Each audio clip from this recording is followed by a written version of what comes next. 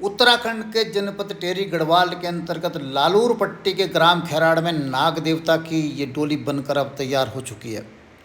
लगभग 15 लाख की लागत से बनने वाली इस डोली में 9 किलो चांदी का इस्तेमाल किया गया और इस डोली की खास विशेषता ये रही कि इसकी पहल ग्राम खैराड़ के ध्यानियों ने की, जिनकी संख्या लगभग 200 के आसपास है। हालांकि इस पालकी को बनाने में ग्रामवासियों ने भी अपनी क्षमता और अपनी श्रद्धा के आधार पर दिल खोलकर सहयोग किया।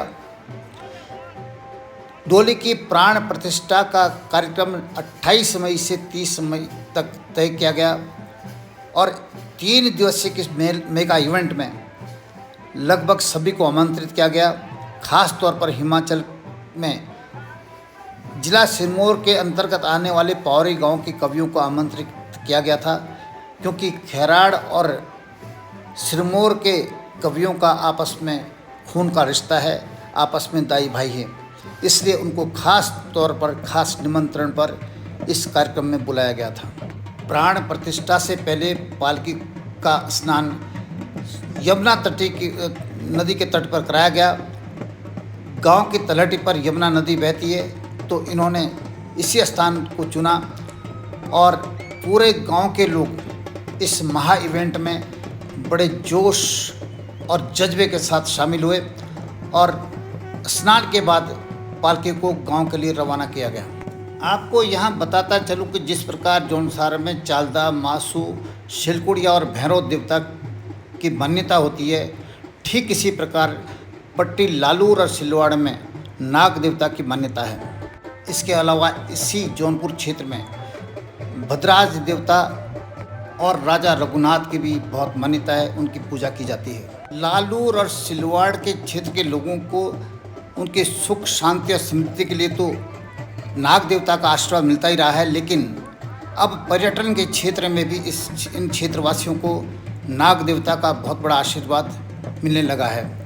नाग देवता के नाम पर ही नाग टिब्बा विकसित होने लगा, जहाँ पर हजारों लोगों को रोजगार मिलने लगा है, जिसकी आने वाले दिनों में और बढ़ने की संभावना है।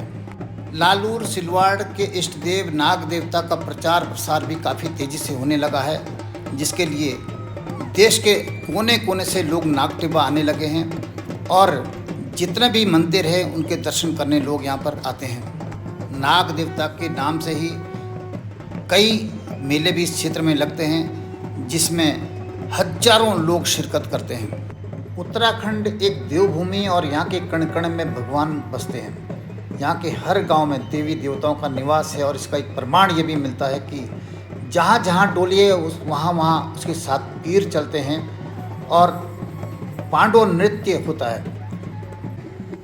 उत्तराखंड में शहरों की तरह बहुत बड़े गांव नहीं होते हैं। यहाँ पर 4-6 परिवारों से लेकर 100, 150 या 200 परिवारों का एक गांव होता है और उन गांव में अधिकतर समय सिर्फ देवी देवताओं के कार्यक्रम में लोगों का गुजरता है। यहाँ पर त्यौहार मनाए जाते हैं, लोगों को आमंत्रित किया जाता है और लोगों का सेवा भाव ऐसा है कि पूरे क्षेत्र से लोगों को आमंत्रित किया जाता है और उसके लिए कभी भी किसी प्रकार की धन की कमी नहीं महसूस होती, बल्कि जब ये कार्यक्रम होते हैं तो लोग स्वयं अपने आप इसमें बढ़ चढ़कर योगदान करते हैं, इसमें शामिल होते हैं और हर तरह की मदद के लिए आगे हाथ बढ़ाते हैं। तो इस प्रकार से अंततः खैराड़ में नाग देवता की डोली पहुंच गई है। यहाँ पर पूरी तरह से अब एक मंडाणे का रूप ले लिया है और प्राण प्रतिष्ठा हो रही है। देवता अपने स्थान पर विराजमान होने जा रहे हैं। नाग देवता पहली बार खैराड़ गांव में अपने मंदिर में विराजमान होंगे और ये नई पालकी अपने मंदिर में स्थापित होगी।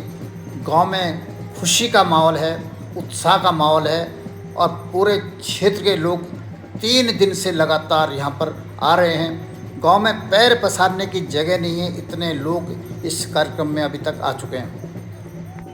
क्योंकि अब गांव में पालकी बन चुकी है तो ये इवेंट अब हर साल होगा। हालांकि इस बड़े लेवल पर ना हो, लेकिन हर गांव में एक बड़ा कार्यक्रम हर साल होगा।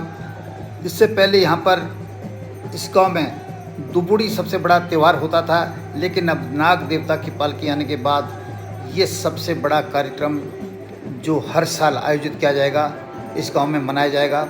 और इस गांव में नाग देवता के दर्शन के लिए लोग दूर दूर से आएंगे और सभी को, ग्रामवासियों को, क्षेत्रवासियों को अपना आशीर्वाद देंगे। इन्हीं शब्दों के साथ मैं अपनी वाणी को विराम देता हूँ। जय नाग देवता, जय मासूत महाराज।